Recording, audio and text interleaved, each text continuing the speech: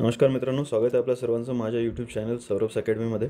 ठाणे महानगरपालिकेची ॲड आलेली आहे आणि स्थापत्य अभियांत्रिकी या पदासाठी 2 पदं अलॉट केली गेलेली आहेत. नागरी ज्याच्यामध्ये 23 जागा आहेत आणि 24 जागा आहेत आणि स्थापत्य अभियांत्रिकी ज्युनियर इंजिनियरसाठी जे आहेत त्या 63 जागा आहेत. ह्यांचा सिलेबस जरी नसला तरी आपल्याकडं पेपर पॅटर्न आहे. पेपर पॅटर्नमध्ये जर आपण बघितलं, साधारणतः 60% जो पेपर आहे तो नॉन टेक्निकल आहे आणि जो टेक्निकल आणि तांत्रिक विषयासंबंधीचा आहे तो फक्त 40% आहे. तर आपण जेव्हा प्रिपरेशन करतो आहे तेव्हा मॅक्सिमम विद्यार्थी जे आहेत ते याच्यावरती फोकस करतात, ह्याच्यावरती फोकस करत नाही. पण या क्वेश्चन पेपरमध्ये या पेपरचा जो पॅटर्न आहे त्यानुसार यालाच जास्त वेटेज आहे. तुम्ही याच्यावरतीच फोकस केला पाहिजे, हेच रँक डिसाइडिंग आहे. बाकी जे आहेत तांत्रिक संबंधी विषय जो आहे त्याला बेसिक जे आहेत प्रिव्हियस इयर क्वेश्चन आणि जे एखादी टेस्ट सिरीज एखाद्या क्लासची किंवा मी जसं करतो आहे तसं 22 to 25 क्वेश्चन जे आहे 25 ते 30 क्वेश्चन जे आहेत ते दररोजचे मी या ठिकाणी घेणार आहे. आणि सुरुवात करत आहोत आपण सर्वेइंग या विषयापासून. बाकी ज्या गोष्टी आहेत, बाकी जे तुम्हाला सांगायचं आहे ते मी तुम्हाला शेवटी सांगेल. तर आता सुरुवात करूयात.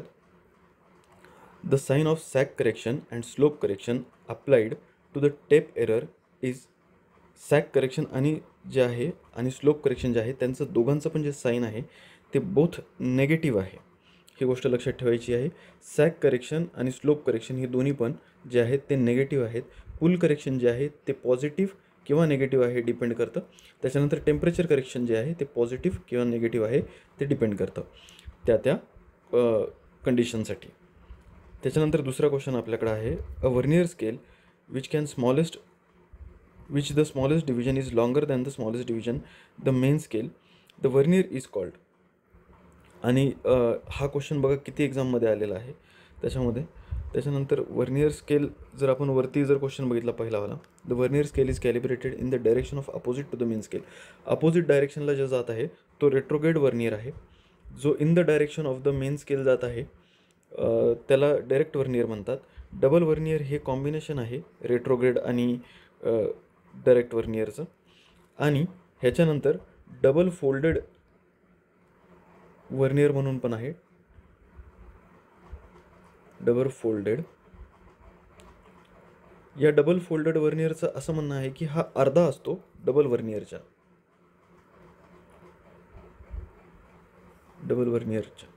आणि हा मेनली यूज होतो ॲबनी लेवलमध्ये. हा स्लोप यूज करण्यासाठी यूज होतो ॲबनी लेवल. आणि क्लिनोमीटर जो आहे तो याचा टाईप आहे. क्लिनोमीटर जो आहे तो ॲबनी लेवलचा टाईप आहे. ह्याच्यानंतर आपल्याकडे पुढचा क्वेश्चन आहे. An obstacle which obstructs chaining but not ranging. तर याचं उत्तर आहे लेक. चेन टाकायला जे आहे तो लेकमध्ये प्रॉब्लेम येतो, पण व्हिजिबिलिटी ऑफ रेंजिंग रॉड जी आहे ती लेकच्या अपोजिट साईडला पण पूर्णपणे असते. हा जिल्हा परिषद महाराष्ट्र नागपूर जिल्हा परिषद 2015ला विचारलेला प्रश्न आहे. त्यानंतर पुढचा प्रश्न आहे आपल्याकडे. The vernier scale in which 10 division of the vernier scale is equals to the 9 division of the main scale. 10 division जे आहेत द व्हर्नियर स्केल हे व्हर्नियरवर आहेत आणि 9 डिव्हिजन जे आहेत ते मेन स्केलवर आहेत. म्हणजे n+1 असं हे होत आहे. n म्हणजे number of divisions on the main scale आणि +1 केल्यानंतर जे येत आहे आपल्याकडे तर 10 ते व्हर्नियरवरती आहे. म्हणजे ही व्हर्नियर जी आहे ती रेट्रोग्रेड व्हर्नियर आहे. डायरेक्ट व्हर्नियर जर असती तर in the direction of vernier जातं, बट मेन स्केलवरती जे डिव्हिजन्स आहेत त्याच्यापैकी एक मायनस होतो, हे आपल्या सर्वांना माहितीच आहे. त्याच्यानंतर पुढचा क्वेश्चन आहे. Which of the following is the set of internal angles और degrees of triangle do not show well condition triangle. Well condition ट्रायंगलसाठी कंडिशन आहे की अँगल 30 डिग्रीपेक्षा कमी नको आणि 120 डिग्रीपेक्षा जास्त नको. यामध्ये जर पहिलं ऑप्शन बघितलं 20पेक्षा कमी हे नाही, त्याच्यानंतर 30पेक्षा कमी हे पण नाही, 30पेक्षा कमी हे पण नाही. मग उरलेलं जे ऑप्शन आहे तेच आहे तुमचं उत्तर. हा SSC JEEमध्ये आलेला क्वेश्चन आहे. आणि SSC JEEचे क्वेश्चन मी बघितले, बरेच क्वेश्चन जे आहेत ते कॉपी होतात जशाला तसे. TCS आणि IBPSच्या या मी जेवढे पण एक्झाम देतो आहे, मागच्या TPA म्हणा किंवा WRD म्हणा किंवा PWD म्हणा, हे सगळेच जे आहेत ते मॅक्सिमम जे क्वेश्चन दिसतात ते मला SSC JEEचे कॉपी दिसत आहेत. काही जे आहेत ते थोडेसे आहेत जे त्यांनी स्वतः बनवलेले आहेत किंवा ते सुद्धा दुसऱ्या एक्झामिनेशन ESC किंवा MPSC किंवा दुसऱ्या कोणत्या स्टेट पब्लिक सर्व्हिस कमिशनचे ते कॉपी करत आहेत. पुढचा क्वेश्चन बघूयात. A rectangular area of 10 km/square is represented by the 1.5 into 0.5 centimetre on the rectangular map by the rectangle on the map. Okay, चांगला क्वेश्चन आहे हा.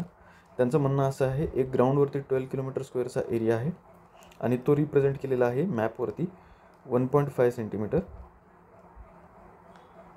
Bye 0.5 centimetre. जर याचा एरिया काढला तर आपल्याला येतो 0.75 सेंटीमीटर स्क्वेअर.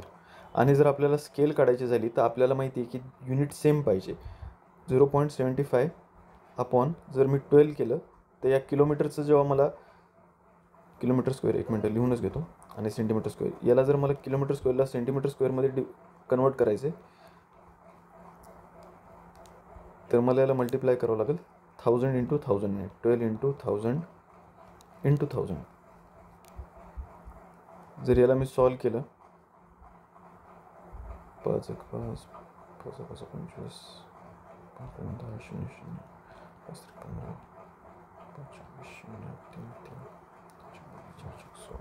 तर हे जे आहे याचा आन्सर येत आहे 1/1600. बट हे जे आहे ही जी रिप्रेझेंटेटिव्ह फॅक्टर आहे हा एरियाचा आहे. आपल्याला त्यांनी विचारलं आहे the scale of the map is. Scale of the map काढण्यासाठी याला आपल्याला अंडररूटमध्ये टाकावं लागेल आणि अंडररूटमध्ये टाकल्यानंतर 16,000 प्लस याला अंडररूटमध्ये टाकल्यानंतर आपल्याकडं 1/40,000 समथिंग अशी जी आहे ती एक व्हॅल्यू येणार आहे, 4 असणार आहे. तर C याचा आन्सर होऊन जाईल. फारच चांगला क्वेश्चन, न्यूमेरिकल बेस्ड क्वेश्चन. तर असे क्वेश्चन केले पाहिजेत ज्याच्यामध्ये चुका होऊ शकतात. असा एक सेम क्वेश्चन MPSC 2019ला सुद्धा आलेला आहे. जर याच जागी जर एखादा व्हॉल्यूम दिला असता तर याचा क्यूब घ्यावा लागला असता. ही गोष्ट लक्षात घ्या. पुढचा प्रश्न आपल्याकडे आहे, the correction due to wrong alignment of the tape. तर रॉंग अलाइनमेंट ऑफ द टेपमुळं जे करेक्शन होणार आहे ते कसं होणार आहे हे बघा मित्रांनो. रॉंग अलाइनमेंट ऑफ टेपमुळं काय होणार आहे, टेपची लेंथ जी आहे ती ऑलवेज इन्क्रीजच होणार आहे, ऑलवेज इन्क्रीजिंग. आणि ऑलवेज इन्क्रीजिंग असल्यामुळं काय होणार माहिती आहे का, जो एरर आहे तो पॉझिटिव्ह होणार आहे आणि त्यामुळं जे करेक्शन आहे ते नेहमी निगेटिव्ह असणार आहे. तर याचा आन्सर होऊन जाईल इट इज ऑलवेज निगेटिव्ह. पुढचा क्वेश्चन आपल्याकडे आहे, when a chain is used at a temperature more than the temperature it was calibrated the error is measured length will be.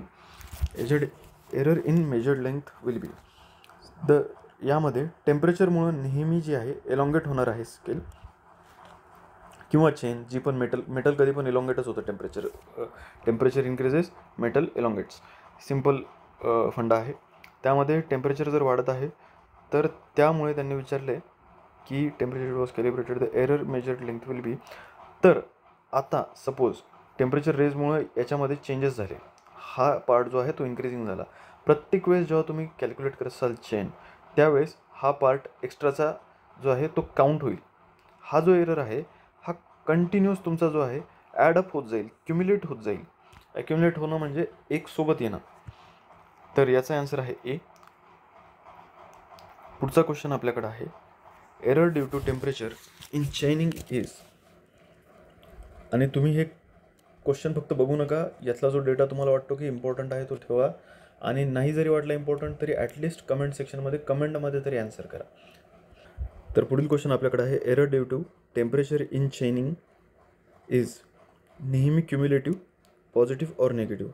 हा टेम्परेचर चेंजमुळं आहे, लक्षात ठेवायचं. बरोबर आहे, टेम्परेचर जर राईज असेल तर नेहमी जो एरर आहे तो पॉझिटिव्ह असणार आहे आणि त्याचं करेक्शन जे आहे ते निगेटिव्ह असणार आहे. बट इथं फक्त टेम्परेचर लिहिलेलं आहे, तर ते राईज होतं आहे का फॉल होतं आहे ते इथं दिलेलं नाही आहे. ओके, तर अशा क्वेश्चनमध्ये लक्षात ठेवायचं. हा DSSB SSB JEEमध्ये आलेला क्वेश्चन आहे. असा सिमिलर क्वेश्चन मी DFCCILच्या क्वेश्चन पेपरमध्ये सुद्धा बघितलेला आहे. 2019 किंवा 2018ला ती एक्झाम झाली होती, तुम्ही बघू शकता. त्याच्यानंतरचा क्वेश्चन जो आहे, permissible limit of error in चेनिंग for a measurement on rough हिली ग्राउंड इज D आहे. हा डेटाबेस क्वेश्चन आहे, डेटा रिलेटेड क्वेश्चन आहे. तर नेहमी हे जे आहेत, हे 4 जे आहेत limit of error in changing ते लक्षात ठेवायचे. सिंपल आहे, लक्षात ठेवणं. 250, 1000, 2000, 5000. हिली आणि रफ ग्राउंडवरती 1/250. बघा, डिनोमिनेटर जर वाढतोय 250 डिनोमिनेटर जर वाढतोय तर याची व्हॅल्यू पूर्णपणे कमी होते. तर जास्त डिनोमिनेटर म्हणजे एरर कमीत कमी.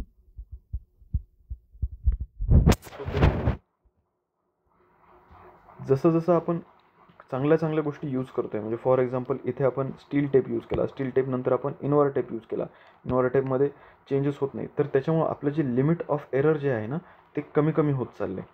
तर हा जो डेटा टेबल आहे तो पाठच करायचा, सिम्पली पाठ करायचा हा टेबल. आणि पाठ करणं पण सोपं आहे. 250, 1000, 20, 2000, 5000. पुढील क्वेश्चनकडे बोलूया. ते आहे, which of the following correction will always be subtractive. आता सांगितलं होतं स्लोप करेक्शन, स्टॅक करेक्शन हे नेहमी निगेटिव्ह असतात. तर सिम्पल याचा ऑप्शन आहे, आन्सर आहे. ह्याच्यानंतरचा क्वेश्चन आहे, which is not suitable for setting out right angles to another line. आता दुसऱ्या लाईनला 90 डिग्रीमध्ये जेव्हा आपल्याला एक ऑफसेट द्यायचा आहे किंवा एक सेटिंग आउट करायचा आहे तो अँगल 90 डिग्रीमध्ये, त्यामध्ये टेलिस्कोपिक एलिडेडचा काहीच रोल नाही. ओपन क्रॉस स्टॉफ वापरू शकतो, प्रिझम स्क्वेअर वापरू शकतो, सेक्स्टेंट वापरू शकतो. हे सगळे अँगल मेजरिंग आहेत डिव्हायसेस.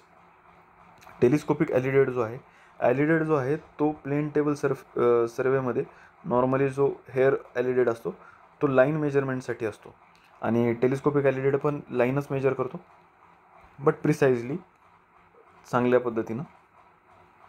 त्याच्यानंतर आहे ऑफसेट्स आर. ह्याचा आन्सर आहे lateral measurement made with respect to main survey line. तर करेक्ट आहे, पहिलंच ऑप्शन करेक्ट आहे याचं. ऑफसेटबद्दल आपण थोडीशी अजून माहिती घेऊया. ऑफसेट फार महत्त्वाचा पॉईंट आहे. ऑफसेट परपेंडिक्युलर पण असू शकतो, ऑब्लिक पण असू शकतो. ऑफसेट ग्रेटर दॅन 3 डिग्री जर असेल तर त्याला ऑब्लिक कन्सिडर केलं जातं. त्याच्यानंतर 15 मीटरपेक्षा कमीचा जर ऑफसेट असेल तर त्याला मायनर ऑफसेट म्हणतात, आणि 15 मीटरपेक्षा जास्तीचा जर असेल तर त्याला मेजर ऑफसेट असं म्हणतात. तर हा डेटा लक्षात ठेवायचा ऑफसेटवरती. याच्याबद्दल कोणत्याही पॉईंटवरती क्वेश्चन येऊ शकतो. ओके, RRBमध्ये आलेला आहे क्वेश्चन. रेल्वे रिसर्च बोर्डचे पण क्वेश्चन जे आहेत किंवा ACचे पण जे क्वेश्चन आहेत ते येण्यासारखे असतात. मोस्टली TCS IBPS तोच डेटा डायरेक्टली कॉपी करतो. ओके, नेक्स्ट क्वेश्चन बघूयात आपण. The book in which the chain or tape measurement are entered is called. Simple, field book. कोणत्याच बुकमध्ये एंटर केलं जात नाही. फील्ड बुकबद्दल लक्षात ठेवण्यासारख्या गोष्टी आहेत. त्याची साईज असते 20 centimetre bye 12 centimetre. Single line असतं आणि डबल लाईन पण असतं. डबल लाईन जे असतं ते बेरिंग मेजर करण्यासाठी किंवा कंपास सर्विंगमध्ये वापरतात, त्याला कंपास सर्विंगमध्ये वापरतात.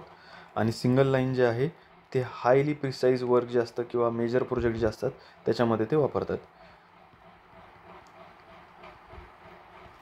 ओके, मोस्ट बेसिक जर तुम्हाला बुक कोणती आहे विचारलं फील्ड बुकमध्ये, तर डबल लाईन बुक जी आहे ती मोस्ट बेसिक आहे, म्हणजे सगळ्यात जास्त हिचाच यूज केला जातो.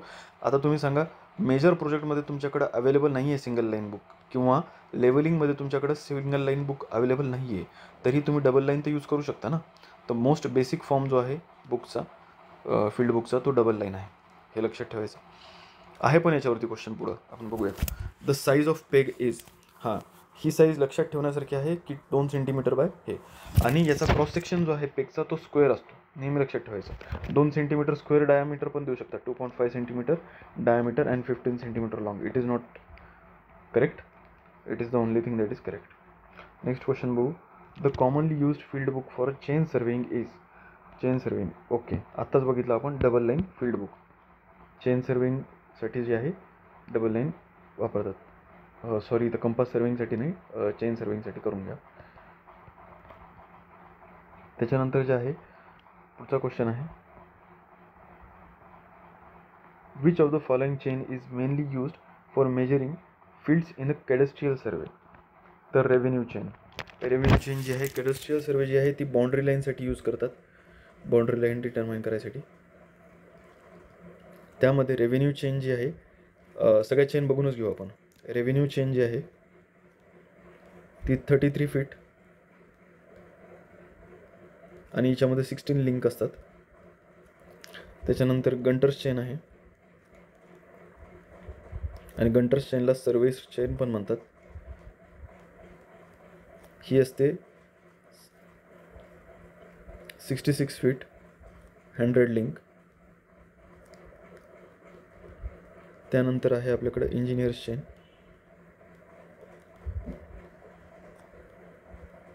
ही असते 100 फीट, 100 लिंक. त्याच्यानंतर आपल्याकडे असतात सिम्पल चेन्स, त्याच्यामध्ये असतात 20 मीटर चेन आणि 30 मीटर चेन. आणि यांच्या ज्या लिंक्स असतात, 20 मीटर चेनमध्ये 100 लिंक्स असतात आणि 30 मीटर चेनमध्ये 150 लिंक्स असतात. याचा अर्थ प्रत्येक मीटरला 5 लिंक्स. लक्षात ठेवायच्या गोष्टी. त्याच्यानंतर आहे पुढचा question, dash are required for measuring the length of a line which is greater than the chain length. किती जणं लागतात? याचं सिम्पल उत्तर आहे 2 चेनमॅन. एक चेनमॅन उभा राहिला, त्यानं दुसऱ्याच्या हातात चेन दिली. एकदा त्यांचे चेन मेजर करून झाली 1 टाईम. सेकंड टाईम यूज करताना हा जो माणूस आहे हाच पुढं चालला जाईल. तर कन्फ्युजिंग असू शकतं की ग्रेटर दॅन चेन लेंथ जेव्हा मेजर करायचं आहे तेव्हा किती जण लागतात. हा माणूस आता इथं पण असू शकतो, इथं पण असू शकतो, जितकं मेजर करायचं डिस्टन्स त्याच्यावर डिपेंड करतं. बट 2च माणूस त्याच्यासाठी सफिशियंट आहेत. त्याच्यानंतरचा क्वेश्चन आहे, isogonic lines are the lines having same declination. ह्या 4मध्ये खूप कन्फ्युजन होतं लोकांना. आयसोगोनिक, आयसोक्लिनिक, त्याच्यानंतर ॲगोनिक आणि एक्लिनिक. त्याच्यासाठी सिम्पल लक्षात ठेवायचं, ॲगोनिक, गॉन, डिक्लाइन. तुमचं ATM कार्ड गॉन झालं, डिक्लाइन झालं, तर लाईन जॉईनिंग 0 डिक्लिनेशन त्याला ॲगोनिक म्हणतात. आणि लाईन जॉईनिंग इक्वल डिक्लिनेशन त्याला आयसोगोनिक म्हणतात. क्लिनिक म्हणजे लाईन जॉईनिंग 0 डिप. एक जरी लक्षात राहिलं हे, तरी पण आपण त्याच्यावरून दुसरे बाकीचे काढू शकतो. ओके. आणि लाईन जॉईनिंग इक्वल डिप, तर हे लक्षात ठेवायचं. ही सिम्पल ट्रिक आहे त्याला, गॉन डिक्लाइन. म्हणजे जिथं गॉनिक दिसलं तिथं डिक्लिनेशन आलेलं आहे. एक ते आता 0 असेल तर ॲगोनिक असेल, नॉन 0 असेल तर इक्वल डिक्लिनेशन जर जॉईन करत असेल तर आयसोगोनिक आहे. पुढचा क्वेश्चन बघूया. At magnetic pole dip of the magnetic needle is. Magnetic निडलची जी डीप असते त्याचा अर्थ असा असतो, सपोज ही मॅग्नेटिक निडल आहे, ही रेस्ट आहे एका गोष्टीवरती, तर ही किती चेंजेस होऊ शकतात हिच्यामध्ये, खाली किती जाऊ शकते अशी, याला डीप म्हणतात. आणि डिक्लिनेशन म्हणजे ट्रू नॉर्थपासून त्याचं मॅग्नेटिक डिक्लिनेशन किती आहे. हा साईड व्ह्यू आहे आणि हा टॉप व्ह्यू आहे कंपासचा. तर जर मॅग्नेटिक पोलवरती आहे, कुठं पण असो, नॉर्थवर असो साऊथवर असो, नॉर्थवर असेल तर जी निडल आहे तिचा साऊथ पोल पूर्णपणे सरळ उभा राहील आणि नॉर्थ पोल जो आहे तो वरती जाईल. तर 90 डिग्री त्याचा आन्सर आहे. पूर्णच होऊ शकतं ते, पूर्णच निडल जी आहे ती उभी राहू शकते पूर्ण. आता कंपास अलाव करत नाही, that is a different part, but it is 90 degree. हा डेटा लक्षात ठेवा. आणि ऑन इक्वेटर डीप जे आहे ते 0 असतं. On equator.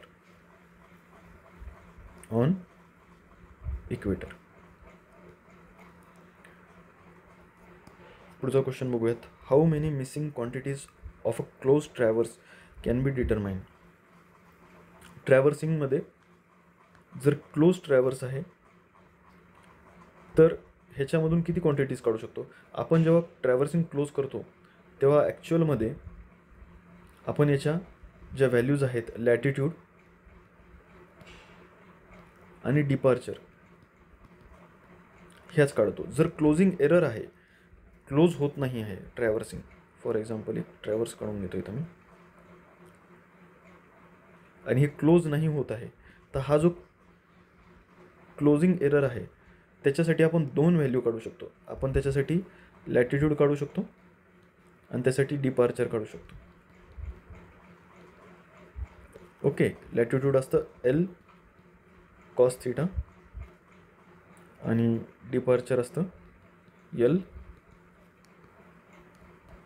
साइन थीटा, आणि यांचं समेशन जे असतं त्याच्यापासूनच आपण जो उरलेला इथला जो क्लोजिंग एरर आहे तो कॅल्क्युलेट करतो.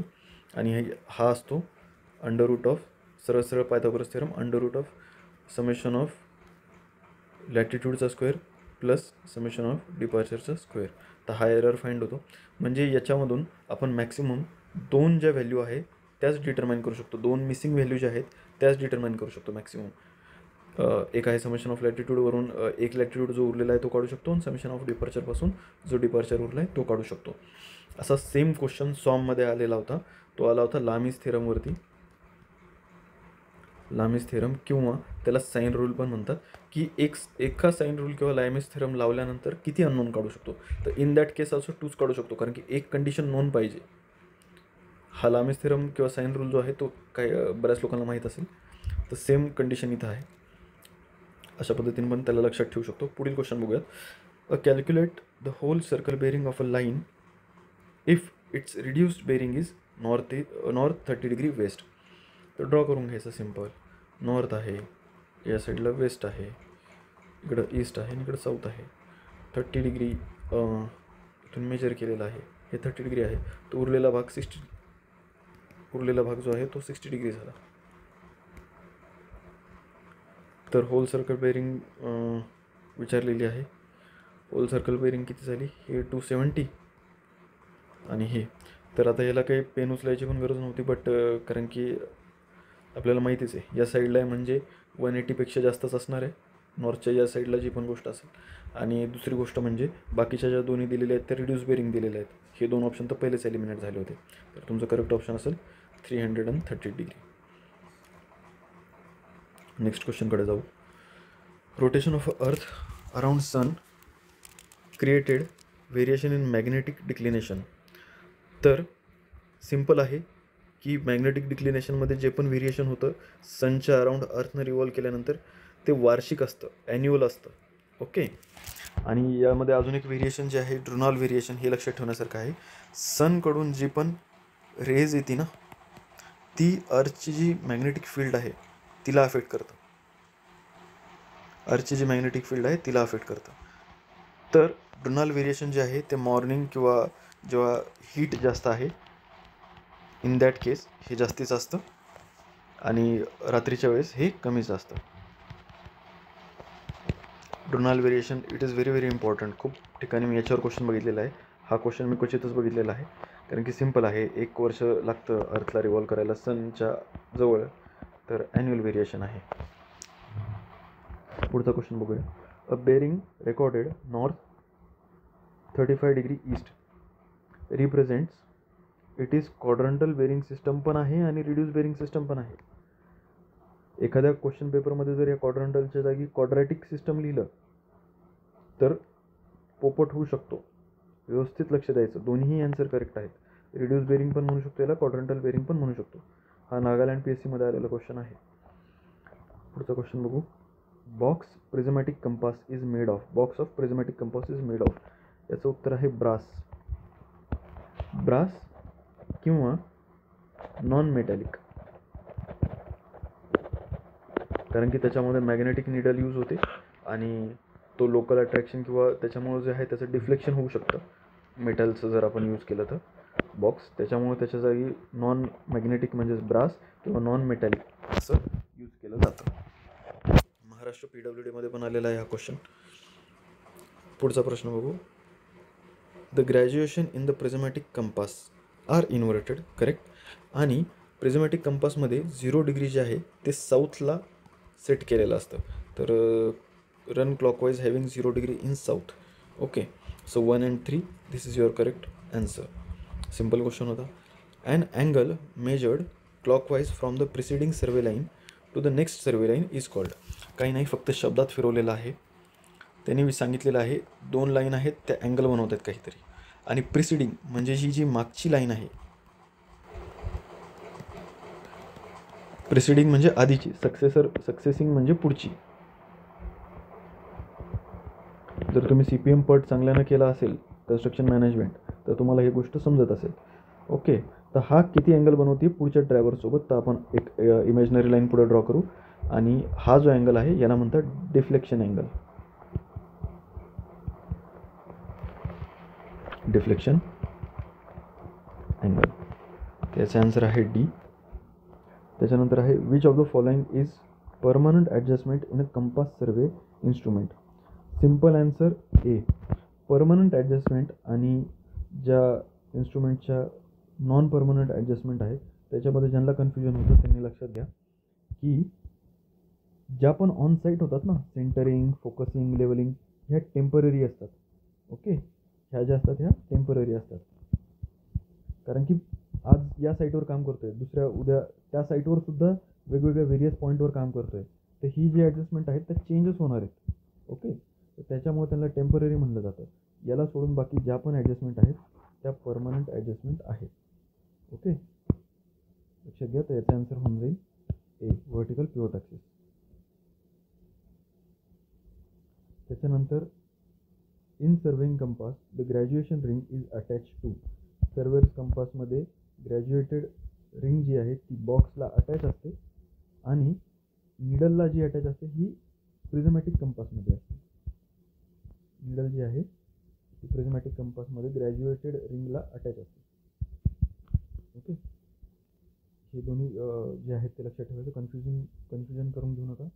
सर्वेअर्समध्ये बॉक्सला चिपकून असते, आणि प्रिझमॅटिकमध्ये निडल जी आहे ती रिंगला चिपकून असते. ही फक्त लक्षात ठेवायची. तर बस एवढेच क्वेश्चन होते.